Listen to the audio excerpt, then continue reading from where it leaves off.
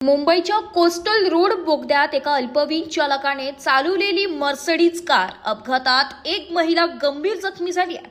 अल्पवयीन कार चालवत होती। पोलिसांनी संबंधित कलमाखाली चालकाविरुद्ध गुन्हा दाखल केलाय। रविवारी रात्री उशिरा कोस्टल रोड बोगद्यात एका वेगाने येणाऱ्या मर्सिडीज कारची दुसऱ्या कारशी टक्कर झाल्याने 3 जण जखमी झाले। पोलीस तपासात असे दिसून आले की कार एक अल्पवयीन व्यक्ती चालवत होती। या अपघातात एका महिलेला गंभीर दुखापत झाली आहे तर इतर दोघांना किरकोळ दुखापत झाली आहे। पोलिसांच्या मते रविवारी रात्री 1:15च्या सुमारास बोगद्यात हा अपघात झालाय।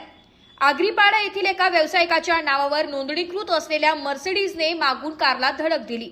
टक्कर झालेल्या कारला मीरा रोड येथील रहिवासी 36 वर्षीय प्रसन्ना मोपकर चालवत होते। त्यांच्या पत्नी आणि सासूही उपस्थित होत्या। तिघेही बोरिवलीहून कुलाबा येथील एका हॉटेलमध्ये जेवणासाठी जात होते। या अपघातात प्रसन्ना मोपकर आणि त्यांच्या सासूला किरकोळ दुखापत झाली आहे तर त्यांच्या पत्नीला नाकाला गंभीर दुखापत झाली आणि त्यांना उपचारासाठी रुग्णालयात नेण्यात आले।